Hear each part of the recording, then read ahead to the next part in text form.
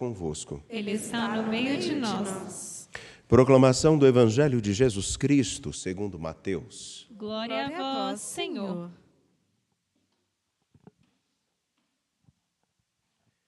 Naquele tempo, Jesus falou às multidões e aos seus discípulos. Os mestres da lei e os fariseus têm autoridade para interpretar a lei de Moisés. Por isso, deveis fazer e observar tudo o que eles dizem, mas não imiteis suas ações, pois eles falam e não praticam. Amarram pesados fardos e os colocam nos ombros dos outros, mas eles mesmos não estão dispostos a movê-los nem sequer com um dedo. Fazem todas as suas ações só para serem vistos pelos outros. Eles usam faixas largas com trechos da Escritura na testa e nos braços e põem na roupa longas franjas. Gostam de lugar de honra nos banquetes e dos primeiros lugares nas sinagogas. Gostam de ser cumprimentados nas praças públicas e de serem chamados de mestre. Quanto a vós, nunca vos deixeis chamar de mestre, pois um só é vosso mestre e todos vós sois irmãos. Na terra não chameis a ninguém de pai, pois um só é vosso Pai, aquele que está nos céus. Não deixeis que vos chamem de guias, pois um só é vosso guia, Cristo. Pelo contrário, o maior dentre vós deve ser aquele que serve. Quem se exaltar será humilhado, e quem se humilhar será exaltado. Palavra da salvação. Glória a vós, Senhor. Por favor, podem se assentar.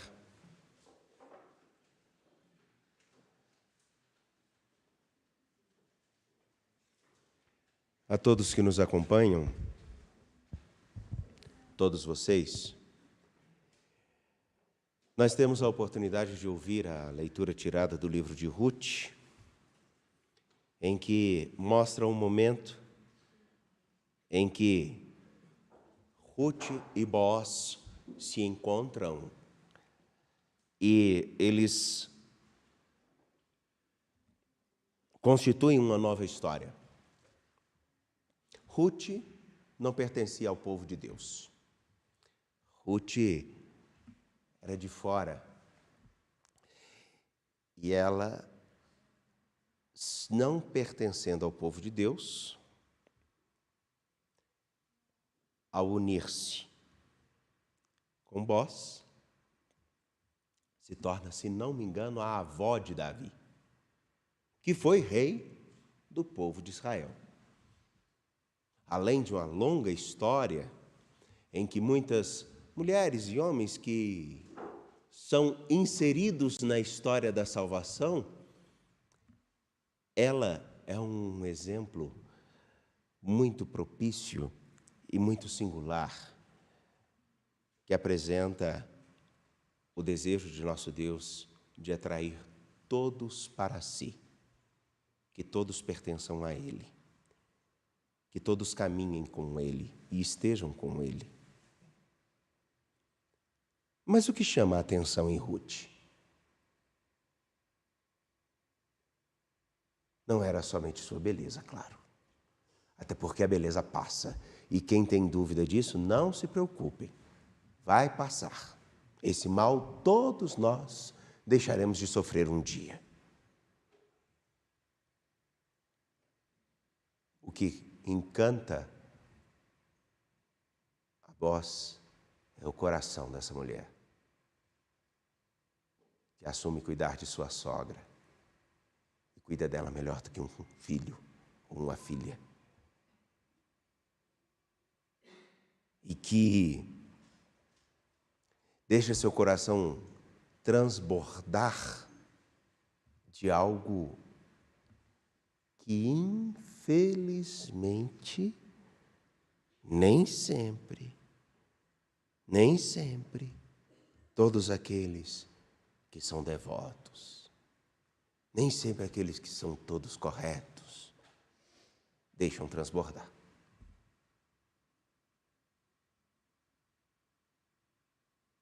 É isso que encanta nessa mulher. E a faz ser narrada na história da salvação como uma que possivelmente nunca entraria na história do povo de Deus, mas faz parte. Como muitos de nós, muitos da nossa história, muitos de nossas comunidades, muitos de da nossa vivência cristã, foram inseridos na história da salvação porque, numa abertura tal,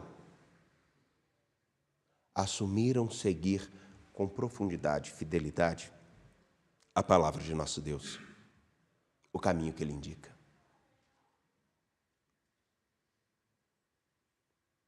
E é muito propício ainda que nós escutamos exatamente no Evangelho de Mateus uma coisa bem interessante que me permitam falar dela assim de uma maneira, num ditado popular, talvez até jocosa, mas não quero ser pejorativo. É porque algumas coisas, se a gente falar com bom humor, ficam menos pesadas. Faça o que eu falo, não faça o que eu faço. Já viram isso? Quem nunca ouviu esse ditado, gente? E ó,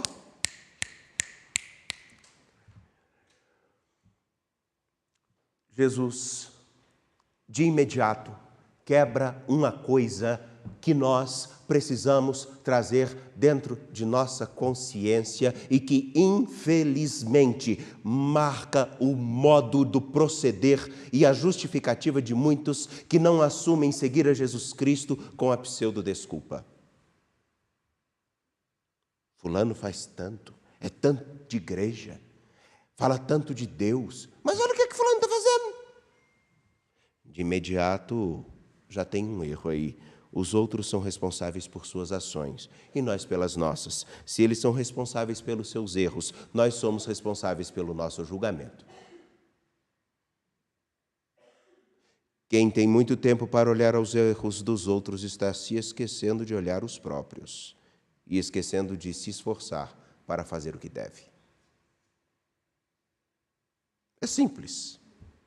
Podemos não gostar dessa receita, mas é assim. No entanto, tem uma outra sentença que eu gosto muito: quem tem muito tempo para se preocupar com o que não deve fazer, está esquecendo de se ocupar com o que deve. Eu não conheço uma dona de... Eu não conheço uma dona que tenha que cuidar, uma senhora de casa que tenha que cuidar da casa, cuidar do marido, cuidar dos filhos, cuidar do trabalho e tenha tempo para cuidar da vida dos outros. Eu não conheço. Bom, vejamos o ponto central aqui. Os mestres da lei e os fariseus têm autoridade para interpretar a lei de Moisés. Eles ensinam a lei. O que eles falam está correto. Devem ser seguidos. Devem ser observados aquilo que é ensinado. No tempo presente, alguns olham e falam: mas fulano, tal padre, é por isso que eu não vou na igreja. Mentira, é porque não quer.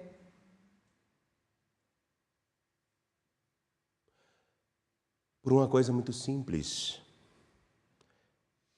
Os outros podem fazer o que é errado, talvez até por suas próprias limitações. Devem ser modelos, sim, claro, todos. Mas tem uma coisa importante. Eles não são responsáveis pelas minhas escolhas.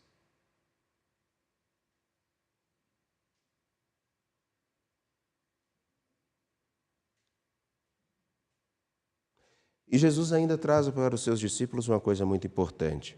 Não se preocupem em ser como eles, que amarram a Escritura nos braços, que amarram as Escrituras na testa, andam com freio, o que se dispõe a viver.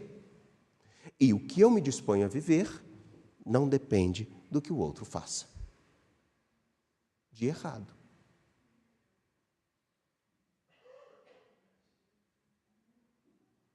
Ou alguém pode se arrogar a inocência de ter escolhido matar uma pessoa livremente. Só porque um monte de gente mata, eu posso matar? Só porque um monte de gente fofoca, eu posso fofocar? Percebam o que eu quero dizer aqui, é muito simples. Jesus, desde lá, já indica: preocupem-se em fazer o que lhes cabe. E se esforcem por fazer o que lhes cabe. Dediquem-se em fazer o que lhes cabe. Observem a quem deve ser observado. E ele fecha o trecho de hoje muito simples. Quem se exaltar será humilhado, e quem se humilhar será exaltado. E aqui é claro que ele não está querendo dizer que nós precisamos deixar de falar a verdade, reconhecer aquilo que nós temos de virtudes, de viver honestamente. Eu sou o menor, eu não... Não é isso.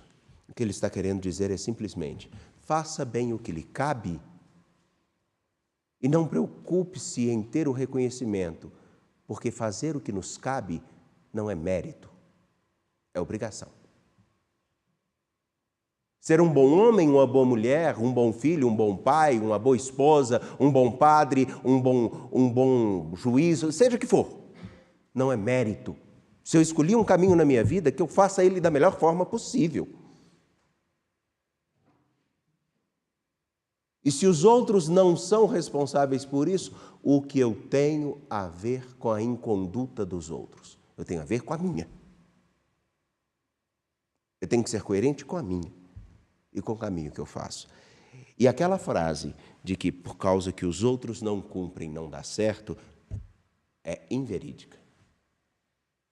Eles podem até dificultar o meu trabalho, mas não inviabiliza a minha dedicação. Eles podem, inclusive, procurar fazer com que a vida seja mais pesada, mas eles não são responsáveis pela minha desistência. Eles podem, inclusive, fazer todo o esforço para mostrar que eu estou trilhando um caminho extremamente difícil, mas quem resolve parar sou eu.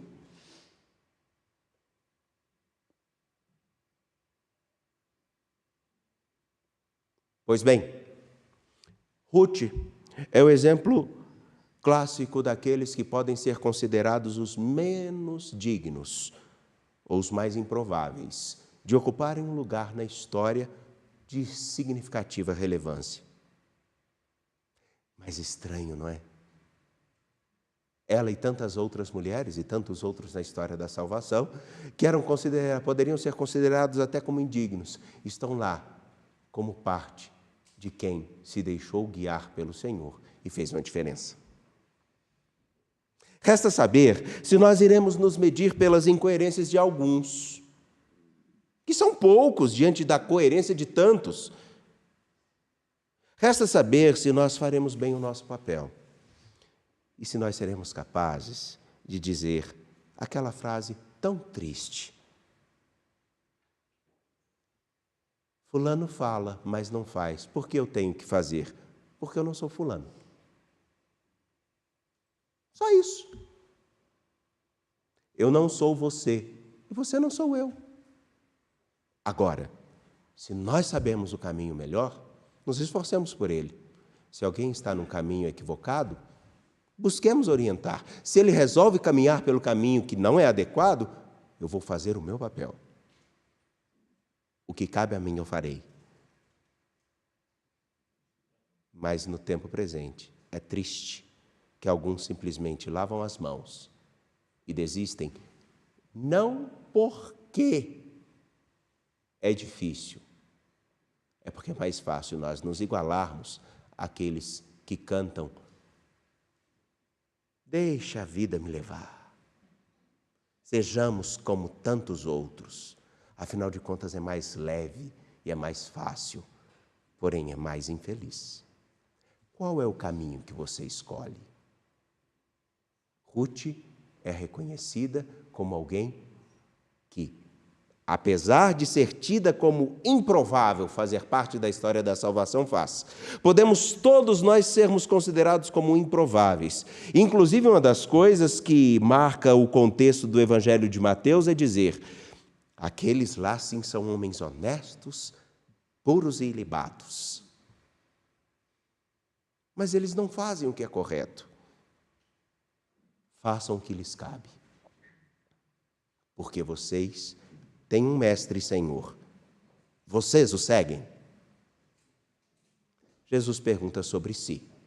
Resta saber se os discípulos vão continuar ao longo do Evangelho de Mateus entendendo o que o Senhor diz. É preciso praticar o que o Senhor ensina. Ou se nós vamos nos igualar a tantos outros que na hora do pega para capar também correram.